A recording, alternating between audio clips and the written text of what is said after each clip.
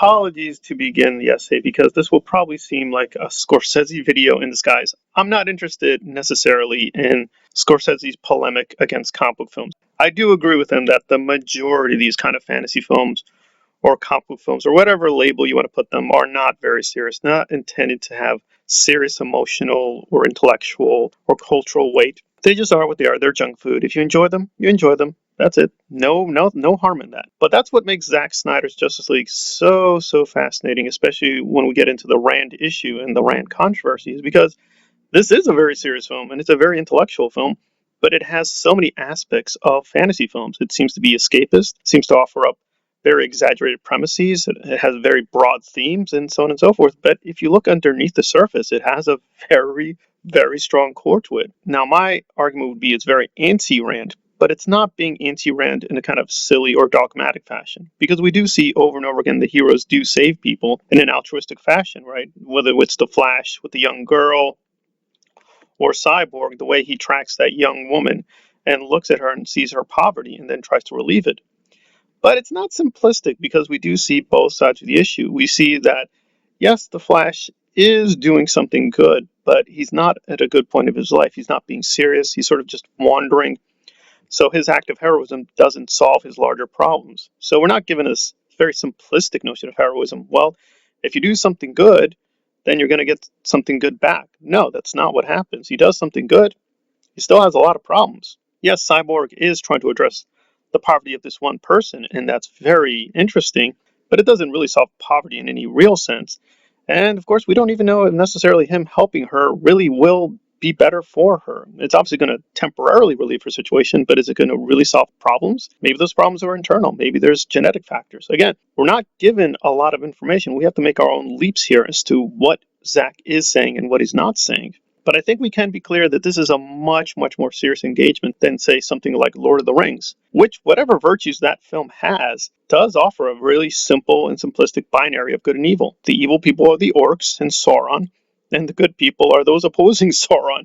That's it. So if you want to know what is this film about, it's about the heroes opposing Sauron. And if you ask, well, why? It's because he's evil. He literally is the manifestation of all evil in that universe. So insofar as you're not evil, you're opposed to him. That's it.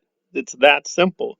The only real challenge the heroes have is believing in themselves, right? The major conflict in the whole trilogy is not Frodo, but Aragorn and him finding himself and finding the courage to be a hero. How's that a challenge? He's not going to side with Sauron unless he's going to commit suicide.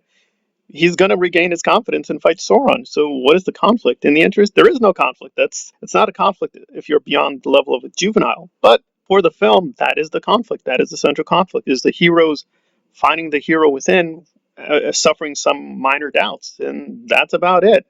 But Snyder isn't doing that. He's giving us some very real world problems that these people have. They're suffering from alcoholism, drug addiction, they have family problems, they have deep schisms within their personality, they clearly have mental issues. These people are very realistically drawn. So when they have self-doubt, it's not minor, it's not small, it's very endemic and systemic, and it's not clear even when they win, that those problems are going to go away.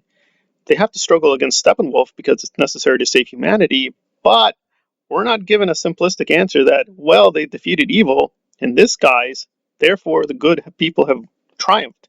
No, there's a lot of pain and sacrifice, and it's not clear they're going to win because there's still dark side. So it's a very mixed message of a film in terms of where do you want to take it. You can sort of take it that he is making a plea against fanaticism, because once again we see the heroes in this very iconic pose as these kind of godlike creatures. But as always, they do a lot of destruction. They don't necessarily solve all the problems they are supposed to address. So you can kind of see this as a kind of veiled Randian case against all forms of theism. I mean, especially with Steppenwolf. I mean, there is no doubt what Steppenwolf resembles. He resembles a complete religious nutcase. He's a complete fanaticist. He wholeheartedly believes in Darkseid. He's obsessed with the anti-life equation. He wants the mother boxes to form what he calls the unity, and he wants it at any cost. And this is very explicit. Parademons literally bow to Darkseid as if he's some kind of religious or godlike creature, which he is. But is he a religious figure? Well, he's definitely as powerful as a god, but does he have the same function? To Snyder, he does. He represents this very seductive vision that his followers want, because they honestly believe this. They believe that domination by him would be better for the universe. And that to oppose him is ironically a form of evil because he's going to bring order to the universe. Whereas if you have freedom, you're going to have chaos. And even the way he addresses Darkseid, my lord, it's pretty clear we're getting somebody who thinks of himself as a religious follower. And he is a noble character because that's probably the one part of this story I don't like is that there's such a strong parallel of redemption with Steppenwolf and the heroes. They even say it explicitly. He's seeking redemption. And usually in these stories, redemption is something we want for the protagonist. Snyder is forcing us into a very difficult position because in a weird way, Steppenwolf is the only central protagonist. The other characters are more like cameos to his story. So we can sort of subvert the expectations and sort of see it as his story, but he fails. He does not achieve redemption. He loses, so he doesn't gain the grace or forgiveness of Darkseid. So usually we should feel kind of bad for the hero, but we don't because his heroism is going to mean the destruction of all humanity, and we're on the side of humanity. But we do see a lot of the evil side of humanity in terms of the bureaucracy, in terms of these rules, in terms of the unfairness, in terms of just how cosmically life treats everybody very harshly. So it does seem that the vision Darkseid has of order is not totally lunatic or stupid or malevolent. There is a reason people want to believe in this, and we're given enough reasons that even rational creatures like Steppenwolf, because he does have emotions, he does feel things. He mocks the heroes. He feels pain and anger and guilt, as well as frustration. He has three dimensions. You kind of wish we were given a little bit more backstory as to what he did to betray Darkseid or how they think he has fallen from grace. But we're given enough that this is a kind of a religious figure. And if he represents religion, then clearly religion is tied to, at the very least, incredible amounts of destruction. And that's exactly how Ayn Rand always viewed religion. She always had this extremely negative opinion of theism or belief in any god. Didn't matter which god. Muslim, Christian, Jewish, she was opposed to all gods, all forms of theism. Any attempt to move beyond the rational empirical world were for her just complete forms of stupidity. There could not be any real argument for these things. That said, she was not emotive about this issue. What she wanted was a rational case against God, a rational case against theism.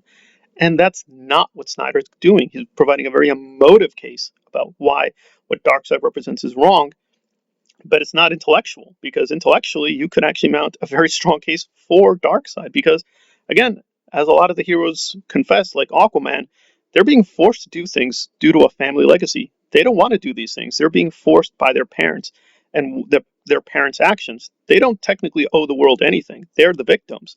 And yet they have to overcome that kind of self-doubt as well as that anger at being sort of cursed with these powers and still try to help humanity.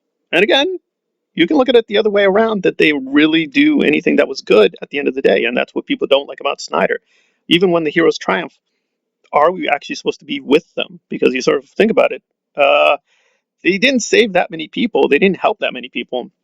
This crisis is really localized to mainly super beings. They're the main victims and antagonists and protagonists. It doesn't involve most civilians. So aside from the few civilians that Steppenwolf kidnaps, who did they really help? But again, I think that's what's always interesting about Snyder, is that he's forcing us into these very weird categories, but not in the usual respect. Because with Kubrick films or with Hitchcock films, those films are very emotive and very funny, but they are insanely intellectual. They're just filled with paradoxes and puzzles and all these narrative gaps, and it's kind of forcing your brain to work overtime to always uncover all these hidden secrets. I don't think Justice League is a stupid movie by any means. There's a lot of paradoxes and puzzles there, but they're not as hard to get to because the dialogue, the scenes, the lighting, and the images are going to do a lot of the work for you if you pay attention. So it's not a deep film in the Scorsese sense. It would still be too shallow from his standpoint, but I think from any ordinary standpoint, this is mounting quite a challenge of how we think of superhero films and fantasy films,